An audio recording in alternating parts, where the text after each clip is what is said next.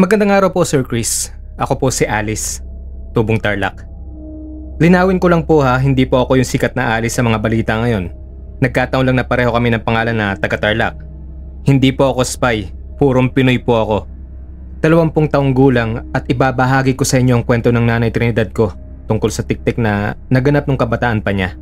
May 30 taon na ang nakakaraan. Nanirahan sila sa farm sa isang barangay sa Kamiling Tarlac bilang katiwala ang nanay niya, which is ang lola ko, ng isang pamilyang may kaya sa buhay na itago na lang natin sa pangalang Don Rafael at Doña Narcisa. Nasabi ko pong mayaman sila dahil sa lugar po namin, isa na sa basihan kung may sarili kong farm, madaming alagang hayop tulad ng manok, baboy, kalabaw at baka para mapagkunan ng sariwang gatas, mayaman ka ng may tuturing. Sa pagkakaalam din daw ni nanay, madami ding investments ang mag-asawa. Bilang katiwala, isa po sa trabaho ni nanay ang magpaligo ng baboy at magpakain ng mga manok na binebenta ng mga amo niya sa mga kabarangay para panghanda sa kapistahan. Yung ibang trabaho naman po ay syempre sa ibang katiwala naman ipinapagawa.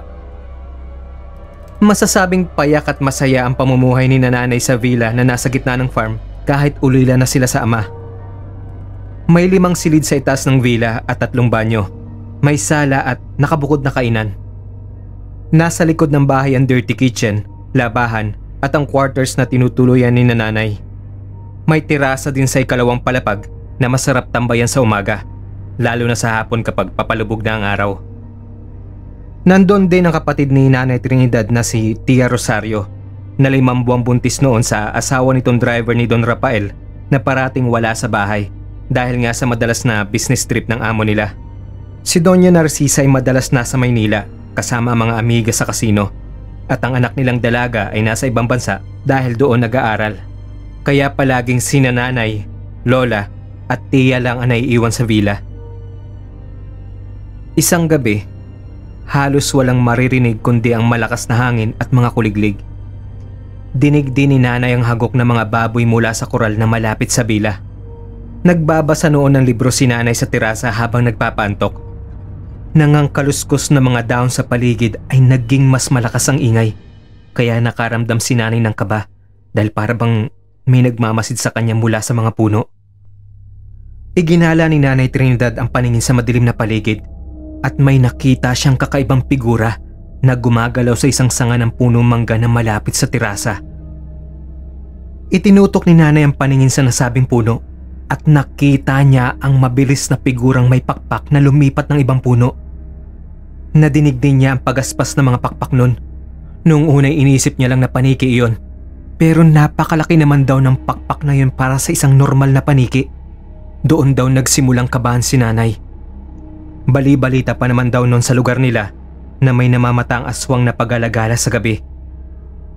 Nagmadali siyang pumasok ng bahay at isinara ang pinto sa terasa na gawa sa salamin at sinigurado niyang ilak lahat ng pwedeng pasukan kasama ng mga bintana. Isinaalang-alang niya ang kalagayan ng kapatid na buntis. Nang sumunod na gabi, narinig ni nanay ang malakas na tunog ng mga pakpak. Paiba-iba ang pinagmumulang direksyon ng tunog ng mga pakpak na yon na parang paikot-ikot sa palibot ng villa. Nang mga oras na yon, may hinala na si nanay na aswang ang naririnig niya at natitiyak niya kung anong uri ng aswang ang narinig niya. Ang tunog ng tiktik. Hihina at lalakas ang tunog nito. Napaantanda ng krus si Nanay Trinidad, saka nagmamadaling tiningnan ang mga pinto at bintana sa buong villa para matiyak na hindi makapasok sa loob ang tiktik. Kinabukasan, may ilang alagang hayop na natagpo ang walang buhay at wakwak ang tiyan sa barangay nila. May ilan ding nakarinig ng malakas na tunog ng tiktik tuwing sasapit ang gabi. Ang mga matatanda sa kanilang lugar ay nagsimulang mag-usap tungkol sa mga aswang at tiktik. Mula noon daw ay palaging may naririnig si nanay na may umiikot na tiktik sa villa. Naririnig niya tuwing gabi ang tunog nun. At pati si Tia Rosario ay natatakot na rin dahil nagdadalang tao siya ng mga panahon na yon. May mga pagkakataong mahina ang tunog ng tiktik. Minsan naman ay malakas. Ang sabi ng lola ko ay malayo raw ang tiktik kapag malakas ang tunog at malapit iyon kapag mahina ang tunog para manlinlang ng tao. Isang araw daw ay ginabi si nanay sa paglilinis ng buong villa. Nakalimutan nilang isara agad ang mga pinto at bintana bago pa magdilim. Kaya nataranta daw sila ng mga lola at tiya ko nang marinig nila ang malakas na tunog ng tiktik. Dali-dali nilang isinara isa-isa ang mga bintana at pinto sa baba ng villa. Nang maalala nila ang mga nakabukas pang bintana sa mga silid at sa pinto ng terasa.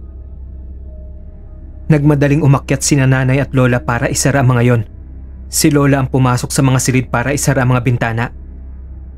Lumapit si nanay sa pinto ng terasa.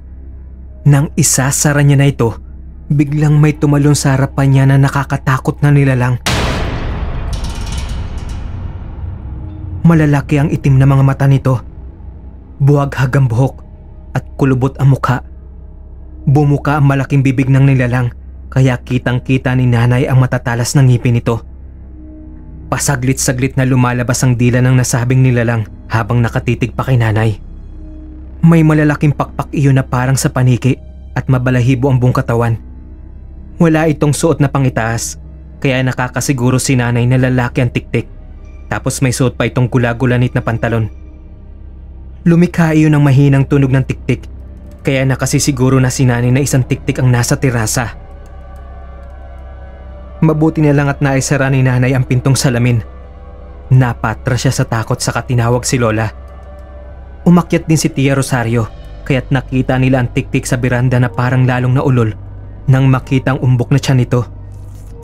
Inilabas ulit ng tiktik ang mahabang dila niya kasabay ang pagtulo ng laway nito. Kitang-kita nila sa transparent na pinto ang mahaba nitong dila na hinahagod ang pinto. Ilang beses itong pabalyang sumugod sa salaming pinto ng terasa at tumama roon pero hindi nagtagumpay makapasok ang tiktik. Ang sabi ni nanay ay matibay at makapal ang salaming pinto na yon kaya hindi madaling basagin. Pinasadya talaga iyon ng mag-asawa para daw sa safety nila. Kahit daw bala ng baril ay hindi tatago sa salaming pinto.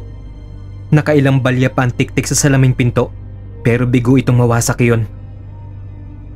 Nagmadaling pumunta si nanay sa kusina para kumuha ng garapon ng asin.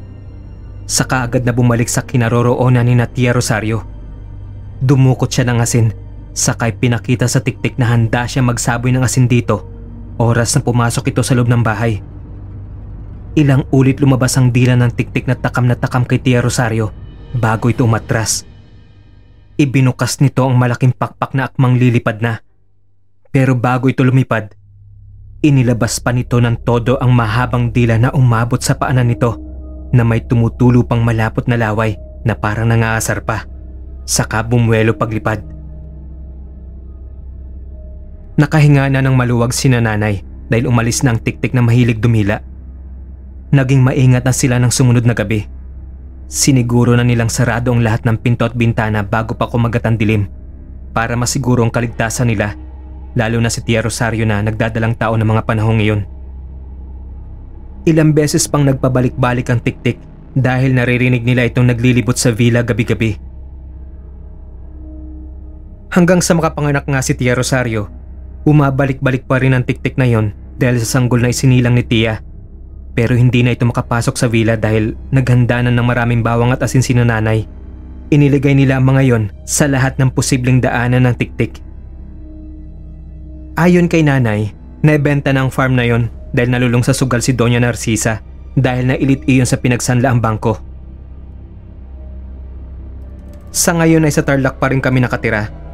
Pero may sariling maliit na bukid na sinananay na naipon mula sa pagtatrabaho sa mag-asawa. Hanggang dito na lang po ang kwento ko. Maraming salamat at more powers po sa inyong channel, Sir Chris.